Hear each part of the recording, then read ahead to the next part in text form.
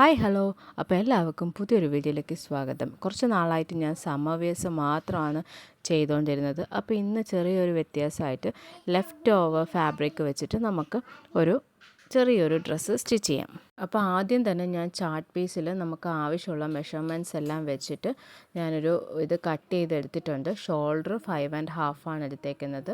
അതുപോലെ ചെസ്റ്റിൻ്റെ അവിടെ 8.75, വേസ്റ്റിൻ്റെ അവിടെ 8.25.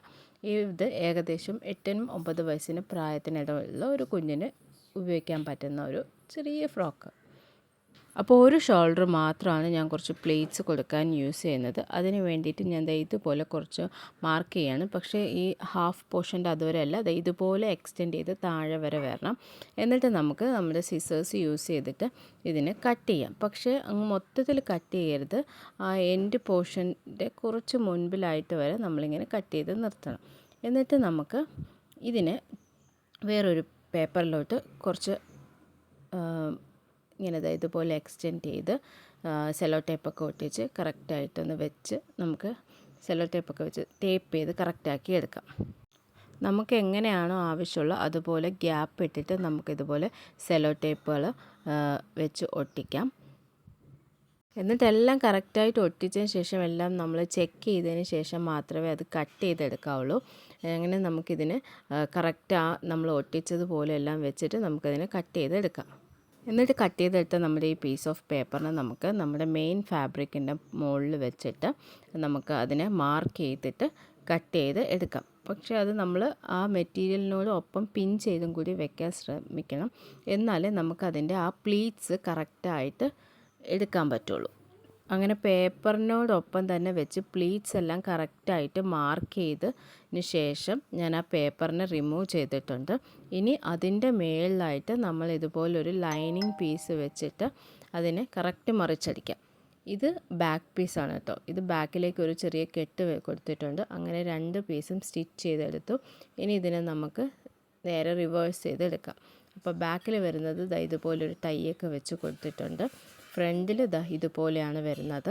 ഇനി താഴേക്ക് സാറ്റൻ്റെ തുണിയാണ് വെക്കാൻ പോകുന്നത്. മേളിൽ ഞാൻ യൂസ് ചെയ്തിരിക്കുന്ന വെൽവെറ്റ് ഓർഗൻസയാണ്. ഇത് രണ്ടും ഒരു ഫ്രോക്ക് ചെയ്തിട്ട് ബാക്കി വന്ന മെറ്റീരിയൽ വെച്ചിട്ടാണ് ചെയ്തേക്കുന്നത്. ഇതാണ് ബാക്ക് പോർഷൻ. ഒരു കെട്ടുണ്ട്. ഇനി താഴോട്ട് നമ്മൾ സാറ്റേൺ ആണ് വെക്കുന്നത്. ഇതുപോലെ 2 പീസേ ഉണ്ടായിരുന്നുള്ളൂ. ചെറിയ 2 പീസാണ്. അപ്പോൾ അതും വെച്ചിട്ട് ഞാൻ ഇതുപോലെ സ്റ്റിച്ച് ചെയ്തെടുത്തു. ഇനി നമുക്കിതിനെ ഫ്രണ്ടും ബാക്കും ജോയിൻ ചെയ്തെടുക്കാം. ശേഷം പ്ലെയിൻ ബ്ലാക്ക് ഡ്രസ്സ് ആയതുകൊണ്ട് ഞാൻ ഇതുപോലെ സ്റ്റോൺസ് വെച്ച് ഹൈലൈറ്റ് ചെയ്യാമെന്ന് വിചാരിച്ചു.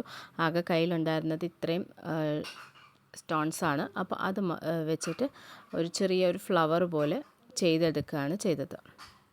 4 ഫ്ലവേഴ്സ് ചെയ്യാനുള്ള സ്റ്റോൺ മാത്രമേ കയ്യിലുണ്ടായിരുന്നുള്ളൂ. അപ്പോൾ അത് ഞാൻ കൈത്തയ്യൽ വെച്ചിട്ട് പിടിപ്പിക്കുകയാണ് ചെയ്തേക്കുന്നത്. ആ ഒരു ഇതും കൂടി വന്നപ്പോഴത്തേക്കും ആ ഡ്രസ്സിന് കുറച്ച് അല്ലെങ്കിൽ ഫുൾ ബ്ലാക്ക് ആയിരുന്നു. ഇതിപ്പോൾ ഫുള്ള് ബ്ലാക്കിനെ ചെറുതായിട്ടൊന്ന് ഹൈലൈറ്റ് ചെയ്ത് എടുക്കുകയാണ് ചെയ്തേക്കുന്നത്. അപ്പോൾ ഫ്ലവേഴ്സ് എല്ലാം പിടിപ്പിച്ചതിന് ശേഷമുള്ള ഫൈനൽ ലുക്ക് നമുക്ക് നോക്കാം. അപ്പോൾ ഇഷ്ടപ്പെട്ടെങ്കിൽ സപ്പോർട്ട് ചെയ്യണം.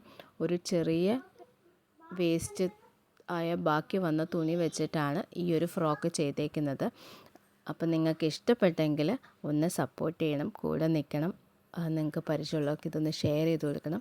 അപ്പോൾ താഴെ ഞാൻ ഒരു ചെറിയ സ്ലിറ്റും കൂടി കൊടുത്തിട്ടുണ്ട്.